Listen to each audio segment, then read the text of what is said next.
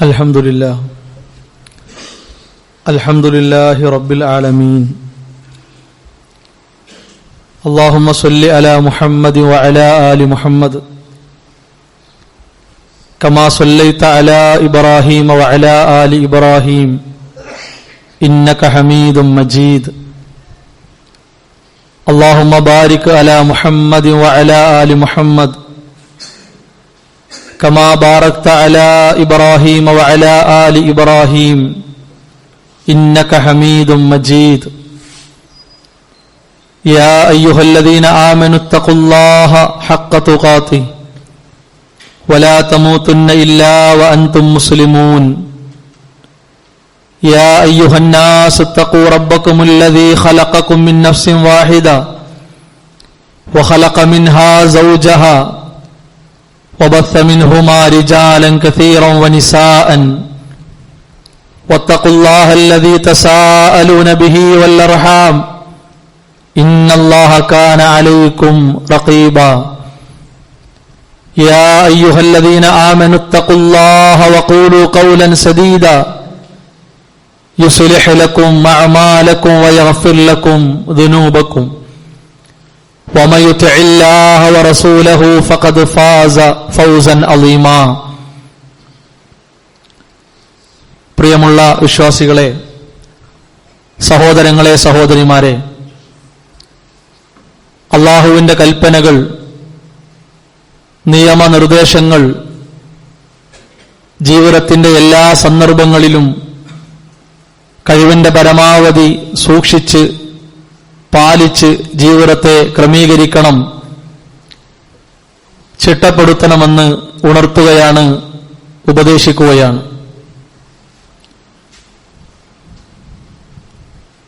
നമ്മുടെ ജീവിതത്തിൽ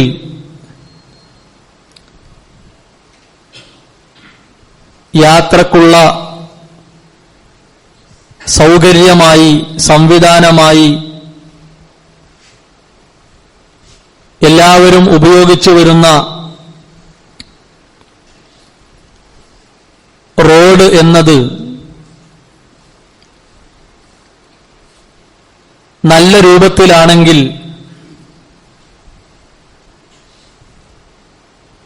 യാത്ര കൊണ്ടുണ്ടാകുന്ന സുഖവും ആശ്വാസവും എത്രത്തോളമാണ് എന്ന് പറഞ്ഞറിയിക്കാൻ കഴിയാത്ത ഒരു കാര്യമാണ്. എന്നാൽ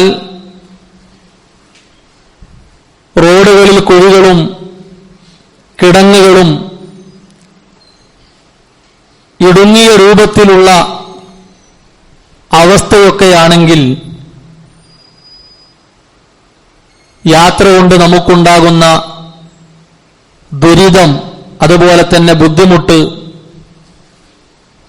സഹിക്കാൻ പറ്റാത്ത വിധമുള്ളതാണ്. അല്ലാഹു സുബ്ഹാനഹു വ തആല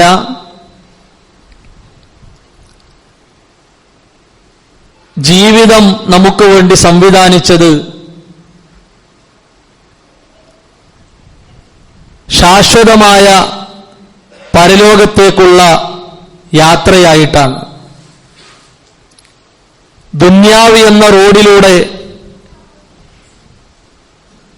ജീവിതം എന്ന വാഹനവുമായി നടന്നും ഓടിയും വിശ്രമിച്ചും വ്യത്യസ്തങ്ങളായ ജോലികൾ ചെയ്തും സന്തോഷങ്ങൾ പങ്കിട്ടും സങ്കടങ്ങൾ അനുഭവിച്ചുമൊക്കെ ജീവിതത്തോട് മല്ലിട്ട് അതിനെ നല്ല രൂപത്തിൽ നിലനിർത്തണം, ആക്കിയെടുക്കണം. ആ നിലക്ക് നാം ഓരോരുത്തരും മുന്നോട്ട് പോവുകയാണ്. നമ്മുടെ ജീവിതത്തെ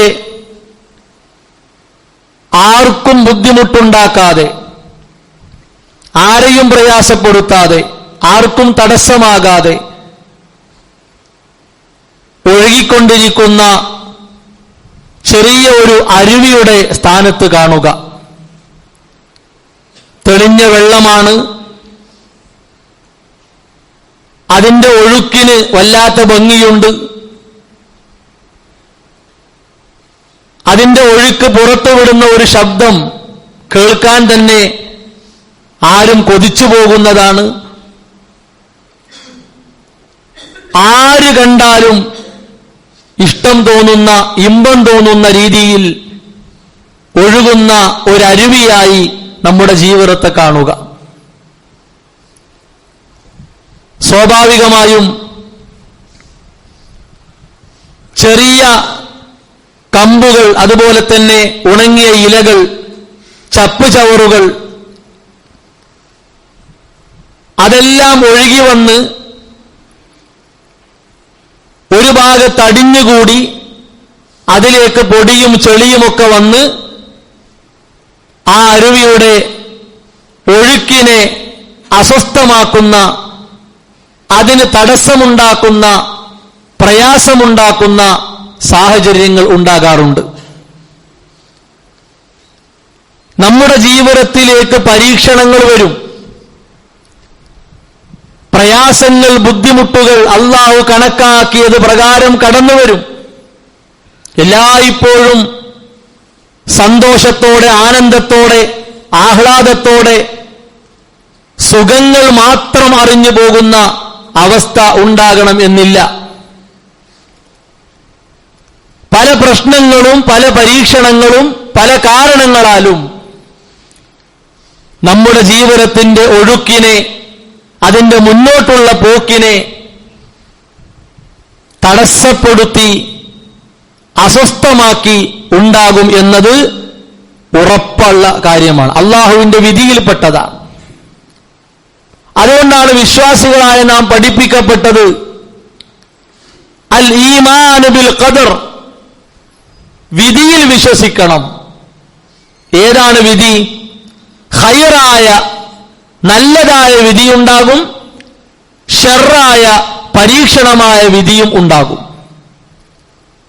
ഖൈറായ വിധിയാണ് നാം അനുഭവിക്കുന്നതെങ്കിൽ എല്ലാ അതിരുകളും വരമ്പുകളും ഭേദിച്ച് ആനന്ദിച്ച് സുഖിച്ച് കഴിയണം എന്നും, പരീക്ഷണമായ ഒരു വിധിയാണ് നമുക്കുള്ളതെങ്കിൽ പകച്ചു പോകുന്ന, പേടിച്ചു പോകുന്ന, പതറിപ്പോകുന്ന ആ പരീക്ഷണത്തെ പഴിവാക്കുകൾ കൊണ്ട് മറികടക്കാൻ ശ്രമിക്കുന്ന അവസ്ഥ നമ്മുടെ ജീവിതത്തിൽ ഉണ്ടാകാൻ പാടില്ല. എന്റെ റബ്ബ് തന്ന ജീവിതത്തിൽ അവൻ കണക്കാക്കിയതുണ്ടാകും. നല്ലൊരു ശതമാനം ആളുകൾ കാര്യമായി പറയുന്ന പ്രശ്നങ്ങളിൽ പെട്ടതാണ് ജോലിയില്ലായ്മ എന്നത്. അതുപോലെ തന്നെ വരുമാനം കുറവാണ്, കരുതിയ പോലെ ഇല്ല, തുച്ഛമാണ്. മറ്റൊരു പ്രശ്നമായി ആളുകൾ പറയും ശാരീരികമായി വയ്യ, പല രോഗങ്ങളാണ്, ഒന്ന് മാത്രമല്ല പല രൂപത്തിലാണ്. എനിക്ക് മാത്രമല്ല, വീട്ടിലെ പലർക്കുമുണ്ട്, കുടുംബത്തിലെ പലർക്കുമുണ്ട്. സമ്പത്തിനെയും ആഫിയത്തിനെ, സൗഖ്യത്തെയും, അഥവാ നമുക്ക് ജോലിയിലൂടെ കിട്ടുന്ന വരുമാനത്തെയും, നമുക്ക് അല്ലാഹു നൽകിയിട്ടുള്ള ശരീരത്തിലുണ്ടാകുന്ന കാര്യങ്ങളെയും പ്രശ്നങ്ങളെയും മുന്നിൽ വെച്ചുകൊണ്ടാണ് ഒരുപാട് ആളുകളുടെ തീരാത്ത പരാതികൾ, പരിഭവങ്ങൾ. വിശുദ്ധ ഇസ്ലാമിന്റെ അധ്യാപനങ്ങളിലേക്ക് ശ്രദ്ധ കൊടുക്കാൻ സാധിച്ചാൽ സഹോദരങ്ങളെ, അതിനേക്കാൾ നല്ല ഒരു മരുന്ന് വേറെയില്ല, അതിനേക്കാൾ നല്ല ഒരു പരിഹാരം വേറെയില്ല. അതിനേക്കാൾ നമ്മെ ആശ്വസിപ്പിച്ച, സമാധാനിപ്പിച്ച വാക്കുകൾ, സംവിധാനങ്ങൾ ഒന്നുമില്ല എന്നത് ഉറപ്പാണ്. അല്ലാഹു സുബ്ഹാനഹു വ തആല ലോകത്തുള്ള മുഴുവൻ മനുഷ്യരെയും വിളിച്ചുകൊണ്ട് പറഞ്ഞതായ, കൽപ്പിച്ചതായ കാര്യം നോക്കൂ നിങ്ങൾ. യാ അയ്യുഹന്നാസ്, അല്ലയോ മനുഷ്യരെ എന്നാണ് വിളിച്ചത്. എന്താണ് ആ വിളിക്ക് ശേഷമുള്ള കൽപ്പന? കുലൂ മിമ്മാ ഫിൽ അർദ്, ഭൂമിയിലുള്ളതിൽ നിന്ന് നിങ്ങൾ തിന്നുക, ഹലാലൻ ത്വയ്യിബ, ഹലാലായത് അനുവദിച്ചു തന്നത് ഏതാണോ അത് കഴിക്കുക. അതുപോലെ തന്നെ ത്വയ്യിബ്, വൃത്തിയുള്ള കാര്യമാണ് നിങ്ങൾ കഴിക്കേണ്ടത്. ഭൂമിയിൽ പലതുമുണ്ട്, പല മാംസങ്ങളുമുണ്ട്, പല പാനീയങ്ങളുമുണ്ട്, പല ധാന്യങ്ങളുമുണ്ട്, പല സസ്യങ്ങളുമുണ്ട്. എല്ലാം നമുക്ക് പറ്റിയതല്ല, എല്ലാം ഹലാലല്ല, ത്വയ്യിബല്ല. അതുകൊണ്ട് വിശുദ്ധ ഇസ്ലാമിന്റെ ഈ കൽപ്പനയെ, ഈ അധ്യാപനത്തെ മുറുകെ പിടിച്ചാൽ ആ കൽപ്പന നമുക്ക് തരുന്ന ചില പാഠങ്ങളുണ്ട്.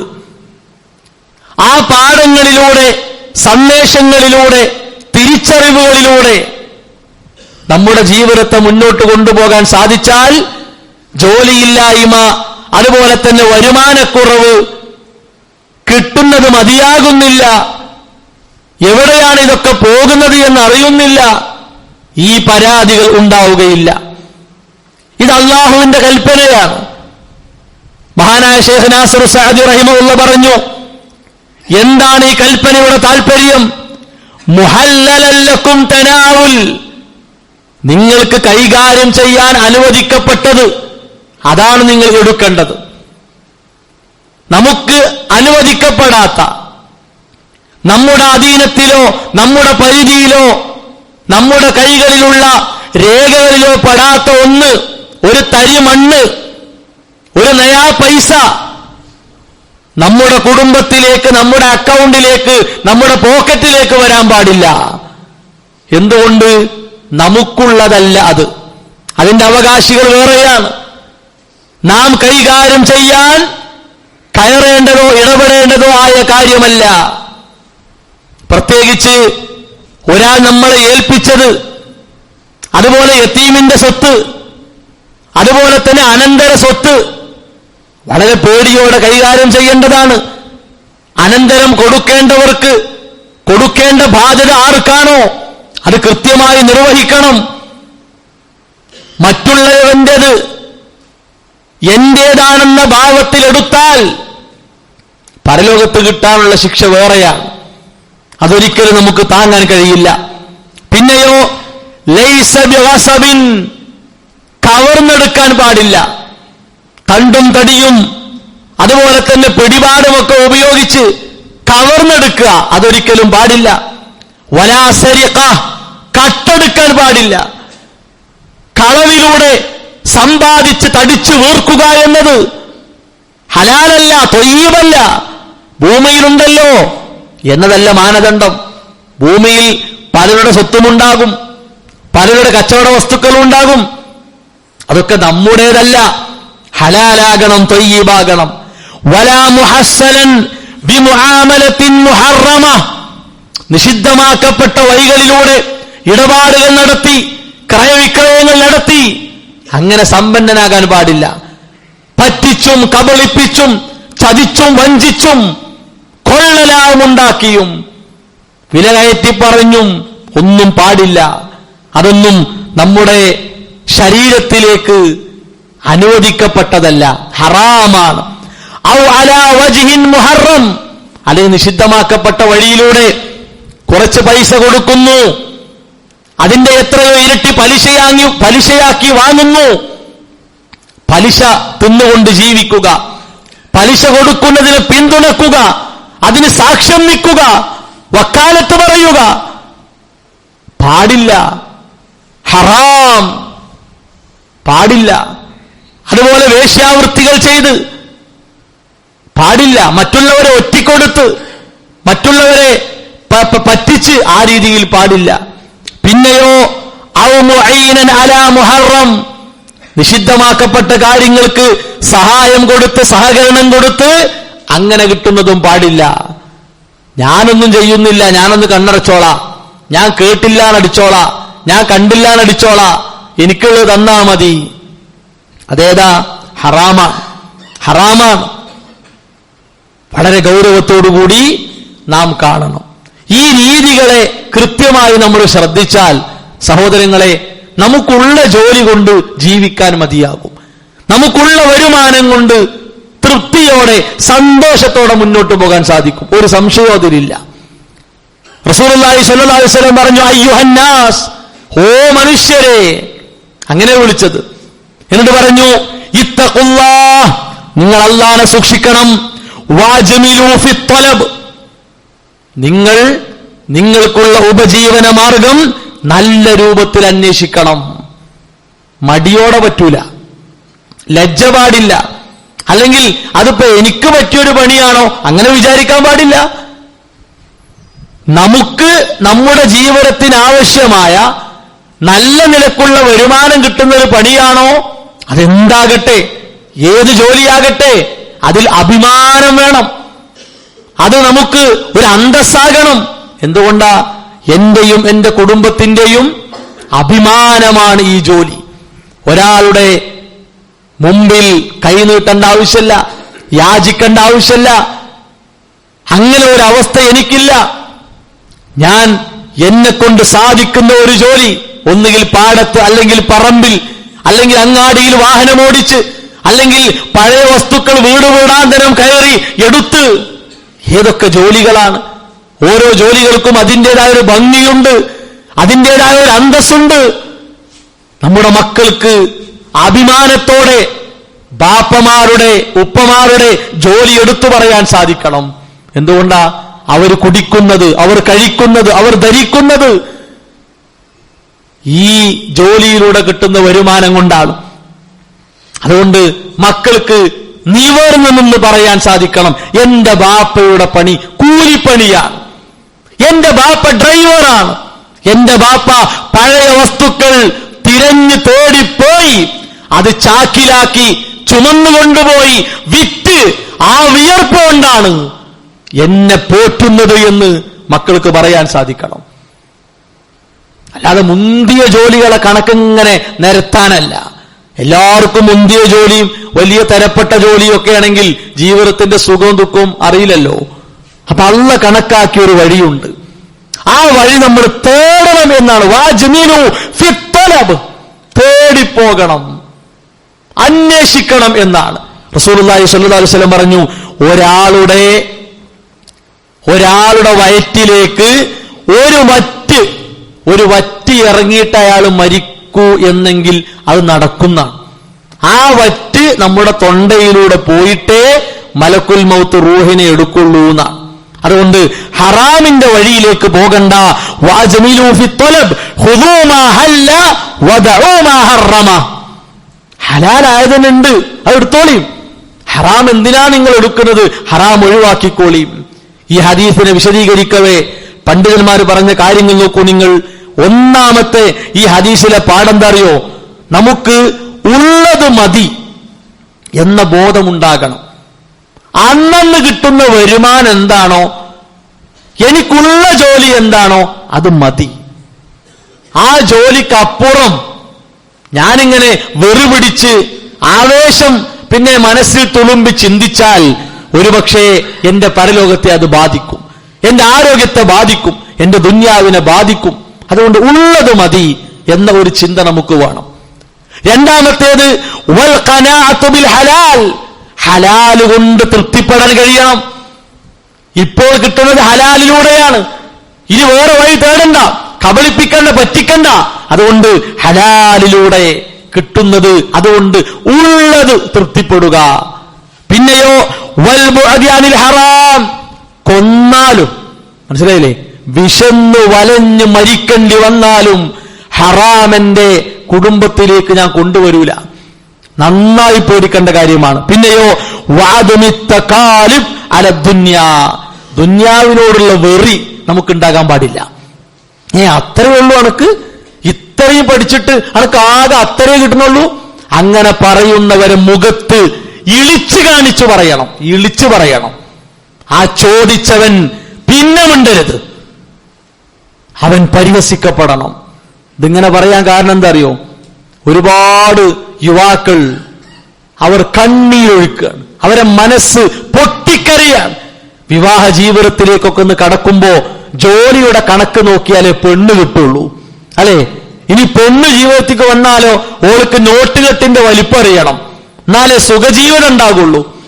എന്തിനു പറ്റും നമ്മുടെ ജീവിതം? എന്തിനു പറ്റും? ഇതിനേക്കാൾ മാലിന്യം നിറഞ്ഞ ഒരു ജീവിതം വേറെ ഏതാണ്?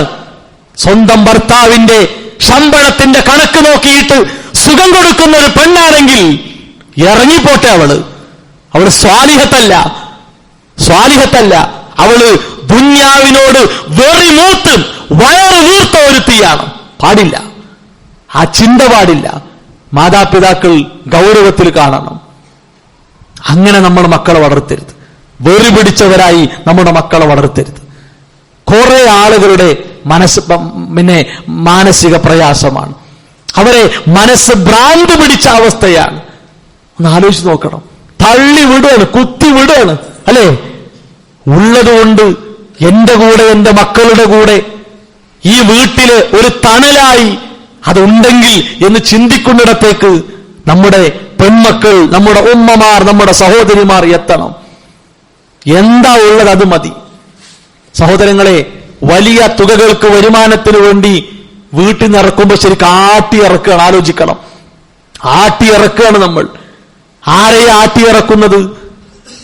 ആരെയാണ്? നമ്മുടെ കുടുംബം പോറ്റുന്നവരെ, നമ്മളെ പോറ്റുന്നവരെ ആട്ടിയിറക്കുകയാണ്. അങ്ങനെ ചിന്തിക്കരുത്. അങ്ങനെ നമ്മൾ ആകെ പരിഭ്രമിച്ച് പേടിച്ചു പോകേണ്ട അവസ്ഥ ദുന്യാവിലൊന്നുമില്ല. മരിക്കും ഉറപ്പാണല്ലോ. എന്താണോ നമുക്ക് തിന്നാളെ തിന്നിട്ടേ മരിക്കുള്ളൂ. എന്താ കുടിക്കാളെ കുടിച്ചിട്ടേ മരിക്കുള്ളൂ. എന്താ ധരിക്കാളെ ധരിച്ചിട്ടേ മരിക്കുള്ളൂ. അല്ലാതൊരു മരണമല്ല, അത് അള്ളാഹ് കണക്കാക്കിയതാണ്. അതുപോലെ നോക്കൂ നിങ്ങൾ, രോഗം വരുമ്പോഴേക്ക് ആകെ പിടുത്തം വിട്ട്, ആകെ വെപ്രാളപ്പെട്ട്, എല്ലാം തൊലഞ്ഞു, എല്ലാം തീരുമാനമായി. ഇല്ല, ഇത് വിശുദ്ധ ഖുർആൻ നമ്മളെ പഠിപ്പിച്ചതാണ്. വനബലൂകും ബിശ്ശർരി വൽ ഖൈർ. എന്താ ഇത്തരം ആയത്തുകളൊക്കെ നമ്മുടെ മനസ്സിൽ ഇറങ്ങാത്തത്? ഖൈർ കൊണ്ടും ഷർറ് കൊണ്ടും നാം നിങ്ങളെ പരീക്ഷിക്കും. ഇതാരാ പറയുന്നത്? അള്ളാഹ് പറയണത്. ഈ ജീവിതത്തെ തന്ന അള്ളാഹ് പറയാ, നിങ്ങൾക്ക് പനി ഉണ്ടാകും, ജലദോഷം ഉണ്ടാകും, ക്യാൻസർ ഉണ്ടാകും, ലോകത്ത് കേൾക്കാത്ത രോഗം ഉണ്ടാകും, കൈ പൊട്ടും, കാല് പൊട്ടും, പൊട്ടീന്റെ മേലെ പൊട്ടും, ഒക്കെ ഉണ്ടാവും, എല്ലാം ഉണ്ടാകും. ക്ഷീണിച്ച് തളർന്ന് മാസങ്ങളോളം വർഷങ്ങളോളം കിടക്കേണ്ടി വരും. വനബലൂകും ബിശ്ശർരി വൽ ഖൈർ. ഖൈർ കൊണ്ടും ഷർറ് കൊണ്ടും നിങ്ങളെ പരീക്ഷിക്കുന്നവൻ അള്ളയാണ്. ഒരു കാര്യം നമ്മൾ അടിവരയിട്ട് മനസ്സിലാക്കണം. നമുക്ക് അള്ളാഹുവിന്റെ ദീനിലുള്ള കാർക്കശ്യം എത്രയാണോ, നിലപാട് കണിശമാക്കൽ എത്രയാണോ, അത്രത്തോളം പരീക്ഷണം ഉണ്ടാകും. റസൂലുള്ളാഹി സ്വല്ലല്ലാഹു അലൈഹി വസല്ലമ നമ്മളെ പഠിപ്പിച്ച കാര്യമാണ്. അങ്ങനെ പരീക്ഷണങ്ങൾ ഏറ്റുവാങ്ങി ഭൂമിയിലൂടെ പാപങ്ങളില്ലാത്ത ഒരാൾ നടന്നു പോകുന്ന പോലെ പരീക്ഷിക്കപ്പെട്ടവനാകും എന്നാണ്. മാ അലൈഹി ഖത്തിഅ, ഒരു തെറ്റില്ലാത്തവൻ. എന്തുകൊണ്ടാ? അവൻ അനുഭവിച്ച പരീക്ഷണങ്ങൾ അവന്റെ പാപങ്ങളെ കരിച്ചു കളയുന്ന തീക്കനലായിരുന്നു. ഇനി എന്താ വേണ്ടത്? പാപങ്ങളില്ലാതെ പരലോകത്ത് ഹാജരാക്കപ്പെടുക എന്നതിനേക്കാൾ വലിയൊരു നേട്ടം, ഒരു സൗഭാഗ്യം മറ്റെന്തുണ്ട് സഹോദരങ്ങളെ? അങ്ങനെ ചിന്തിക്കേണ്ട നമ്മൾ. മഹാനായ സ്വഹാബി നോക്കൂ നിങ്ങൾ, സഅദ് ബിൻ അബി വഖാസ് റളിയല്ലാഹു അൻഹു. അദ്ദേഹത്തിന് പെട്ടെന്ന് അദ്ദേഹം മക്കയിലേക്ക് വന്നു. വഖദ് കുഫ ബസറു, പെട്ടെന്ന് കാഴ്ച അദ്ദേഹത്തിന് നഷ്ടമായി. അപ്പൊ ജനങ്ങളൊക്കെ പേടിച്ച് അദ്ദേഹത്തിന് വേണ്ടി പ്രാർത്ഥിക്കുക. ജനങ്ങളൊക്കെ സഅദ് റളിയല്ലാഹു അടുത്ത് വന്നിട്ട് നിങ്ങൾ ഞങ്ങൾക്ക് വേണ്ടി പ്രാർത്ഥിക്കണം എന്ന് പറയുന്ന ഒരവസ്ഥയായിരുന്നു. അദ്ദേഹത്തിന് ഈ അവസ്ഥ വന്നു. അപ്പോ സന്ദർശകർ പറഞ്ഞു, നിങ്ങൾ ആളുകൾക്ക് വേണ്ടി പ്രാർത്ഥിച്ച് അവർക്ക് പല പരിഹാരവും കിട്ടുന്നുണ്ടല്ലോ, നിങ്ങൾ എന്താണ് നിങ്ങൾക്ക് വേണ്ടി ഒന്ന് പ്രാർത്ഥിക്കാത്തത്? ഈ അവസ്ഥ മാറിക്കിട്ടാൻ എന്താ നിങ്ങൾ പ്രാർത്ഥിക്കാത്തത്? അള്ളാഹു നിങ്ങൾക്ക് കാഴ്ച തിരിച്ചു നൽകുമല്ലോ, എന്താ പ്രാർത്ഥിക്കാത്തത്? അത് കേട്ടപ്പോ നോക്കൂ നിങ്ങൾ, ഫതബസ്സമ, ഒന്നിങ്ങനെ പുഞ്ചിരിച്ചു എന്നാണ്, അല്ലേ? ഒന്നിങ്ങനെ പുഞ്ചിരിച്ചു. എന്നിട്ടോ യാ ബുനയ്യ, അത് പറഞ്ഞ ആളെ സ്നേഹത്തോടെ ഇങ്ങനെ വിളിച്ചിട്ട് പറഞ്ഞു, ഖലാഉല്ലാഹ് അഹബ്ബു ഇലയ്യ മിൻ ബസരി, എന്റെ കണ്ണിനേക്കാൾ, എന്റെ കണ്ണിന്റെ കാഴ്ചയേക്കാൾ എന്റെ റബ്ബിന്റെ ഖലാ ഉണ്ടല്ലോ, അതാ എനിക്കിഷ്ടം. ഇതിന്റെ റബ്ബ് എനിക്കിപ്പോ കണക്കാക്കിയതാണ്, അതിന്റെ റബ്ബ് കണക്കാക്കിയതാണ്, ഞാനത് ഇഷ്ടപ്പെടണം. നമ്മൾ തിരിച്ചാണ്. നമ്മൾ അങ്ങനത്തെ ഒരാളെ കണ്ടാ പിന്നെ അയാൾക്ക് ഇനി കണ്ണെന്നെ കിട്ടരുത് എന്ന കോലത്തിലാക്കാനും വർത്താനം, അല്ലേ? ഒരാൾ തളർന്നു കിടക്കുകയാണെങ്കിൽ പിന്നെ മൂക്കത്ത് കയ്യിൽ വെച്ചാൽ പിന്നെ പറയണ്ടല്ലോ. പിന്നെ ആ തളർന്നു കിടന്നവൻ പെട്ടെന്ന് മരിച്ചു കിട്ടിയെങ്കിൽ എന്ന് കൊതിക്കും. അങ്ങനെയല്ലേ നമ്മുടെയൊക്കെ സന്ദർശനം? ഇത് അള്ളാഹുവിന്റെ വിധിയാണ്, ക്ഷമിച്ചോ, നിനക്ക് അതിന് പരിഹാരമുണ്ടാകും. അതേപോലെ തന്നെ നോക്കൂ നിങ്ങൾ, മഹാനായ ഇമ്രാൻ ഇബ്നു ഹുസൈൻ റളിയല്ലാഹു അൻഹു പെട്ടെന്ന് അദ്ദേഹത്തിന് വയറുവേദന, അപ്രതീക്ഷിതമായ ഒരു വയറുവേദന. എത്രത്തോളം എന്നറിയോ? വർഷങ്ങളോളം ആ വേദന സഹിച്ചു. എഴുന്നേൽക്കാൻ ഇരിക്കാൻ വയ്യാത്ത വിധം. ആലോചിച്ച് നോക്കാൻ നിങ്ങൾ, എഴുന്നേൽക്കാനും വയ്യ, ഇരിക്കാനും വയ്യ. എന്നിട്ട് ഹദീസിൽ സംഭവത്തിൽ കാണാം, അദ്ദേഹത്തിന്റെ മലമൂത്ര വിസർജന കാര്യങ്ങൾക്ക് വേണ്ടി കിടക്കുന്ന കട്ടിലിന്റെ അടുത്ത് സംവിധാനം ചെയ്തു കൊടുക്കേണ്ടി വന്നു എന്നാണ്. അത്രത്തോളം പരീക്ഷിക്കപ്പെട്ടു. അദ്ദേഹത്തെ കാണുന്നവരൊക്കെ പറഞ്ഞു, വല്ലാത്തൊരവസ്ഥയാണല്ലോ നിങ്ങളത്. അവരിങ്ങനെ കരയാണ് അദ്ദേഹത്തെ കാണുന്നവരൊക്കെ. പക്ഷെ അദ്ദേഹത്തിന്റെ മറുപടി നോക്കൂ നിങ്ങൾ, ലാ തബ്കി, കരയണ്ട. എന്തിനാ കരയുന്നത്? ഫഇന്ന അഹബ്ബഹു ഇലയ്യ അഹബ്ബുഹു ഇലൈഹി. ഈ ഒരവസ്ഥ എനിക്ക് ഇഷ്ടപ്പെട്ടവൻ ആരാണോ അവനിലേക്ക് ഞാൻ ഏറെ ഇഷ്ടമുള്ളവനാണ്. ആണോ? ഈ ആരോഗ്യത്തിൽ ഇങ്ങനെ ഒരു രോഗത്തെ കണക്കാക്കിയ റബ്ബുണ്ടല്ലോ, ആ റബ്ബിനെ എനിക്ക് പെരുത്തിഷ്ടാണ്, ഭയങ്കര ഇഷ്ടമാണ്. എന്താ വേണ്ടത്? അപ്പൊ സഹോദരങ്ങളെ, ആർക്കുണ്ടായാലും, നമുക്കുണ്ടായാലും, മക്കൾക്കുണ്ടായാലും, മാതാപിതാക്കൾക്കുണ്ടായാലും, സുഹൃത്തുക്കൾക്കുണ്ടായാലും നമ്മുടെ ഈമാൻ അവിടെ ആളിക്കത്തണം. ഈമാൻ ഇങ്ങനെ കത്തിജ്വലിക്കണം. എല്ലാ രോഗവും ആവിയാകും, ഒരു സംശയമല്ല. ഇത് വിശുദ്ധ ഇസ്ലാമിന്റെ അധ്യാപനമാണ്. ഇതിനോളം വലിയൊരു പരിഹാരം, ഒരു മരുന്ന് ലോകത്താർക്കും നിർദ്ദേശിക്കാൻ കഴിയില്ല. അതുകൊണ്ട് ഈ രൂപത്തിലുള്ള നിർദ്ദേശങ്ങൾ, ഉപദേശങ്ങൾ ശ്രദ്ധിച്ച് നമ്മുടെ ജീവിതത്തിൽ ഉണ്ടാകുന്ന അലട്ടലുകളെ, പരീക്ഷണങ്ങളെ മറികടക്കാൻ വിശ്വാസികളായ നമുക്ക് സാധിക്കണം. അള്ളാഹു അതിനുള്ള സൗഭാഗ്യം പ്രദാനം ചെയ്യുമാറാകട്ടെ.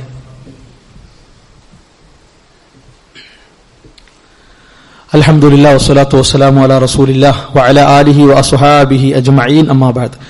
അള്ളാഹുവിന്റെ നിയമങ്ങൾ, നിർദ്ദേശങ്ങൾ ജീവിതത്തിന്റെ എല്ലാ സന്ദർഭങ്ങളിലും കഴിവിന്റെ പരമാവധി സൂക്ഷിച്ച് പാലിച്ച് ജീവിതത്തെ ക്രമീകരിക്കണം, ചിട്ടപ്പെടുത്തണമെന്ന് ഉണർത്തുകയാണ്, ഉപദേശിക്കുകയാണ്.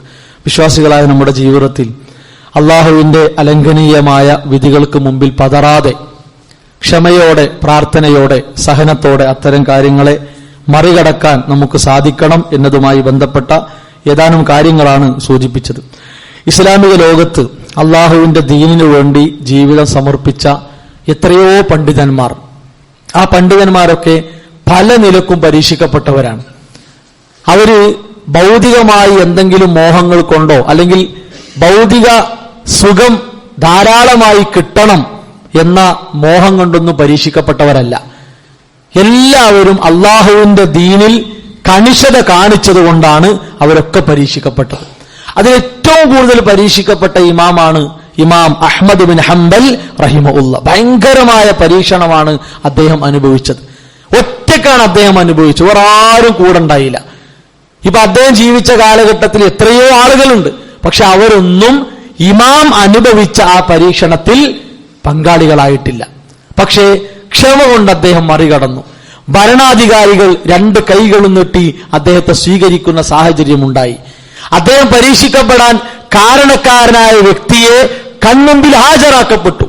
അദ്ദേഹത്തിന് മാപ്പ് കൊടുത്തു, വിട്ടുവീഴ്ച കൊടുത്തു. നിങ്ങൾ ആലോചിച്ച് നോക്കണേ, അക്കാലത്ത് ഭരണാധികാരികൾക്കരികിലായി ഇമാമിന് സ്ഥാനം കിട്ടി.